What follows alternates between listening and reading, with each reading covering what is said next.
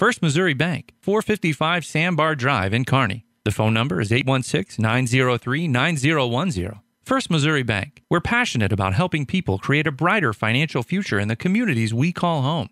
Member FDIC.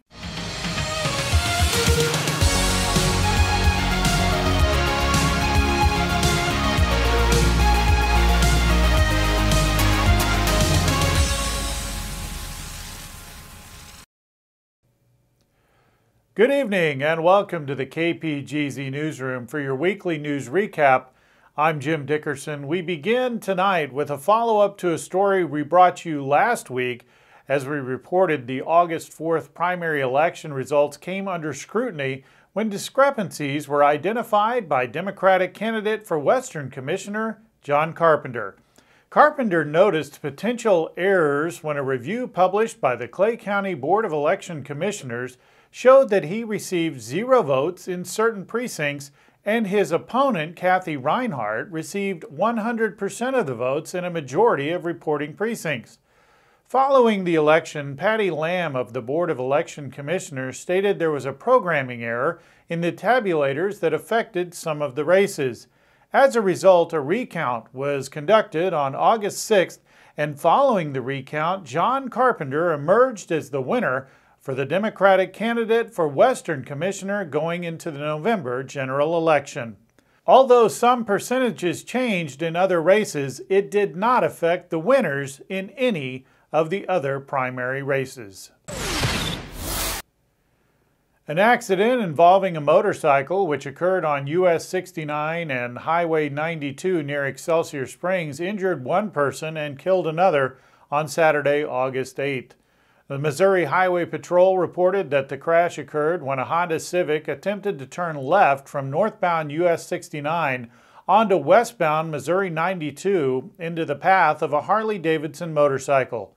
The motorcycle hit the right rear of the Honda, and the driver and passenger of the motorcycle were ejected over the handlebars. The driver of the motorcycle, Travis Jones of Lawson, suffered minor injuries.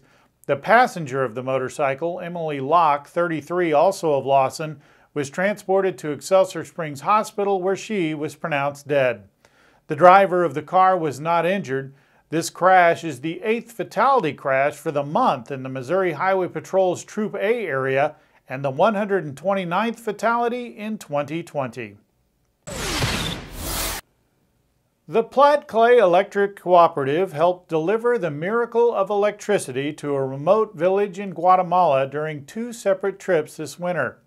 Brad Mick and Seth Henry, 2 linemen from PCEC, left behind family and friends for 2 weeks in order to build power lines to bring electricity to the village of Trapachitos and ultimately wire the village's buildings for lights and outlets.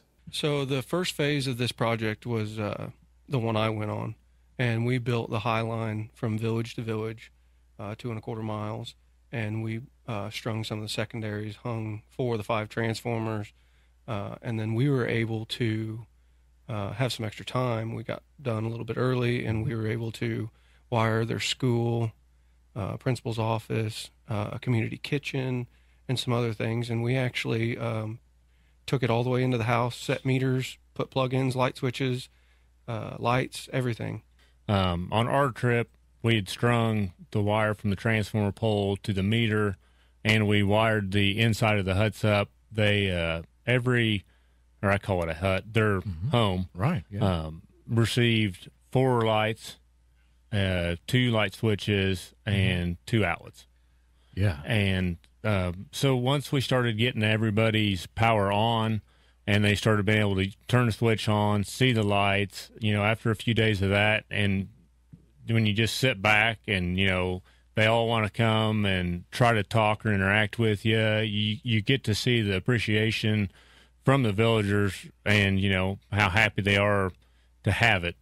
The linemen had to stretch power lines across many deep ravines in order to connect the village to a small hydroelectric dam nearby. Villagers helped navigate the steep terrain and assisted with the labor of wiring 120 community buildings and homes.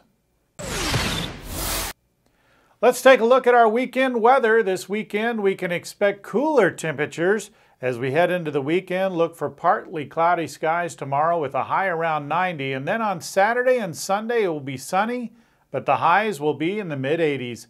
Look for lows in the evenings to be around the mid-60s, and next week it should be cooler as well. Be sure to join us here in the KPGZ newsroom every Thursday at 6:30 for your weekly news recap, hourly on 102.7 FM, and for breaking news as it happens on our website at 1027carnimo.com. On behalf of all of us here at KPGZ, have a great weekend.